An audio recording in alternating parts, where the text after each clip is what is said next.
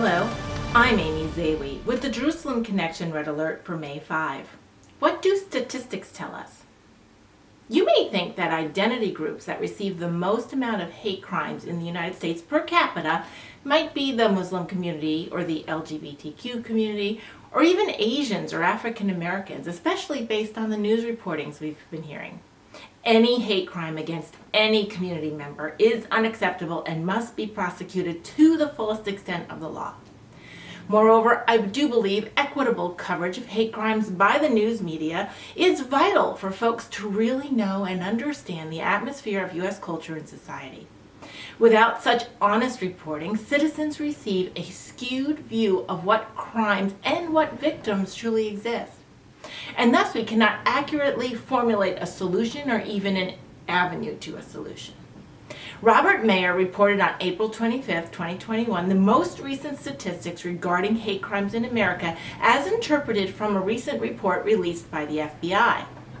In Mayer's report, he says, quote, "The Federal Bureau of Investigation recently released its hate crime statistic reports highlighting troubling trends related to hate crimes against Jews.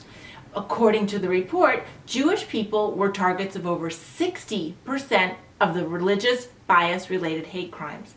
Jews were targeted at a significantly higher rate than any other religious group," unquote. Please keep in mind that Jews in any variety make up less than 2.5% of the U.S. population. As alarming as this statistic is, the reality is that the FBI may be factoring these statistics in a way that diminishes how alarming they really are. The FBI does not include crimes targeting Jewish people under the racial, ethnic, or ancestry bias categories, but only under the religious category.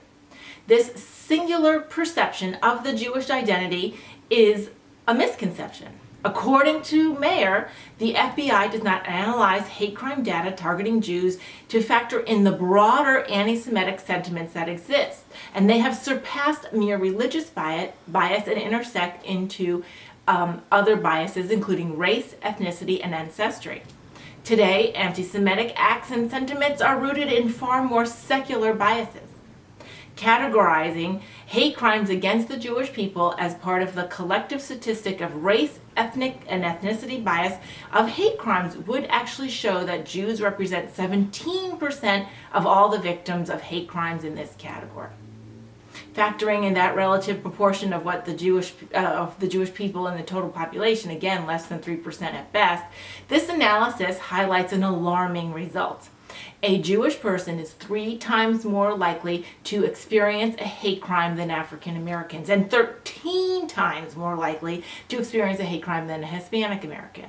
These comparisons are not in any way intended to diminish anyone else's suffering, but they do demand a careful evaluation and analysis.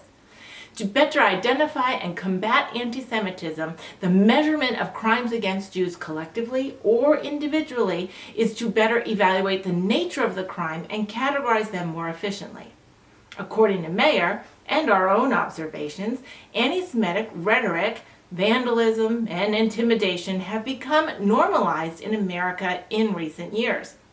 This takes place far too often on social media, in the public square, and even in our Congress. These trends contribute to the escalation of violent crimes against Jewish people in the streets, in their places of worship, and even in their homes and businesses. One way the Justice Department can improve on this analysis and then work towards a solution that is better to formulate is to apply the International Holocaust Remembrance Alliance definition of anti-Semitism. This definition has been adopted by many institutions worldwide, including the U.S. State Department. This states that targeting Jews also manifests itself as, quote, making malicious, dehumanizing, demonizing, or stereotypical allegations about Jews as such, or the power of Jews as a collective, such as, especially but not exclusively, the myth about a world Jewish conspiracy, or of Jews controlling the media, economy, or government, or other societal institutions. Accusing Jews as a people of being responsible, real, or imagined for wrongdoing committed by a single Jewish person or group, or even acts committed by non-Jews, unquote. This definition would provide the Justice Department with a more accurate and comprehensive view of hate crimes targeting Jews. Proper identification and analysis and definition of a problem is the best way to offer a vision to the solutions that will include education and legislation, and that can change the atmosphere. Shavua Tov, and have a great week.